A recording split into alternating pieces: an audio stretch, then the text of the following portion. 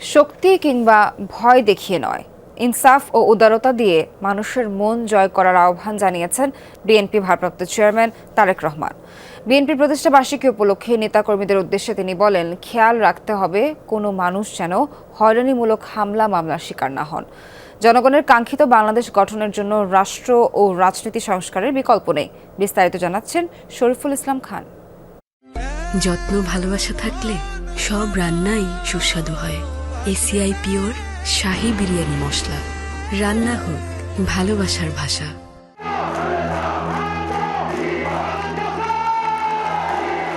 পরিবর্তিত এক পরিস্থিতিতে ৪৬তম প্রতিষ্ঠাবার্ষিকী উদযাপন করছে বাংলাদেশ জাতীয়তাবাদী দল বিএনপি। প্রায় ৫০ বছরের পথ চলাই সংকট, সম্ভাবনা আর নানা ঘাত প্রতিঘাত মোকাবেলা করেছে দলটি। আলোচনা করে গণতন্ত্র আনি, কারো বিরুদ্ধে আমাদের কোনো রাগ ক্ষোভ দুঃখ নেই। গত ১৭ বছর মামলা, হামলা আর চরম পুলিশি নির্যাতন, নিপীড়ন সহ্য করতে হয়েছে নেতাকর্মীদের। প্রতিহিংসার শিকার হয়ে মোকাবেলা করতে হয়েছে গুম খুনের মতো ভয়াবহ পরিস্থিতি। ভারপ্রাপ্ত চেয়ারম্যান বলছেন, প্রতিশোধ নয়, বরং আইনের শাসনের মধ্য দিয়ে গড়তে হবে সাম্যের বাংলাদেশ। শত নির্যাতন, নিপীড়ন, হামলা, মামলা, হয়রানির শিকার হয়েও আপনারা জাতীয়তাবাদের আদর্শ বিচ্যুত হননি। আপনাদের প্রতি আমার একান্ত অনুরোধ, অতীতে নির্যাতনের শিকার হওয়ার কারণে আপনারা কেউ দয়া করে প্রতিশোধ পরায়ণ হবেন না। খেয়াল রাখবেন, কেউ যেন হয়রানিমূলক মামলা, হামলার শিকার না হন।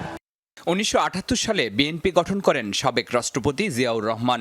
দলটিকে সারা বাংলাদেশের পথে প্রান্তরে ঘুরে ঘুরে জনপ্রিয় করেছেন চেয়ারপারসন খালেদা জিয়া।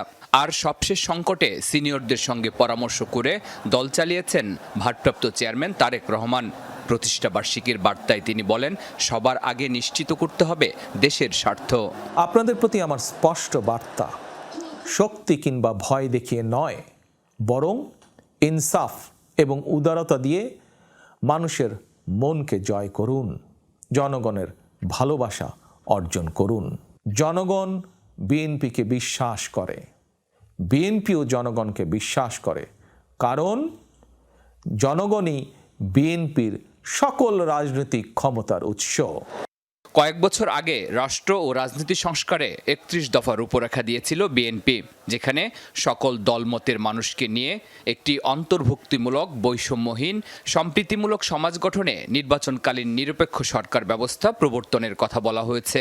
এবারও ভারপ্রাপ্ত চেয়ারম্যানের কণ্ঠে রাষ্ট্র সংস্কারের সেই উচ্চারণ। আমাদের দল বিএনপি মনে করে, জনগণের কাঙ্ক্ষিত বাংলাদেশ গঠনের জন্য রাষ্ট্র ও রাজনীতি সংস্কারের বিকল্প নেই।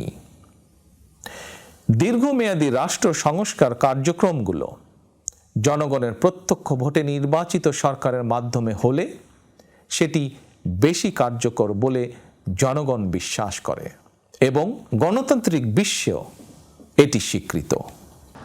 রাজনীতি, অর্থনীতি থেকে শুরু করে রাষ্ট্র পরিচালনার বিভিন্ন ইস্যুতে কথা বলেন ভারপ্রাপ্ত চেয়ারম্যান। বলেন, ছাত্র জনতার অভ্যুত্থান ভুলণ্ঠিত করতে এখনও তৎপর স্বৈরাচারের দোসররা। শরীফুল ইসলাম খান, যমুনা নিউজ, ঢাকা।